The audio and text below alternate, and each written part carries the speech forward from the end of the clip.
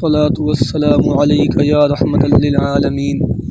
سامعین کرام، جنگ بدر 2 ہجری 17 رمضان المبارک جمعہ کا بابرکت دن تھا جب غزوہ بدر رونما ہوا۔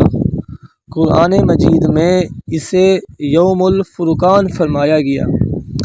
اس جنگ میں مسلمانوں کی تعداد 313 تھی، جن کے پاس صرف 2 گھوڑے، 70 اونٹ، 6 زریں تھیں، یعنی لوہے کا جنگی سامان، اور 8 تلواریں تھیں، جبکہ ان کے مقابلے میں لشکر کفار 1000 افراد پر مشتمل تھا، جن کے پاس 100 گھوڑے اور 700 اونٹ اور کثیر تعداد میں جنگی سامان موجود تھا۔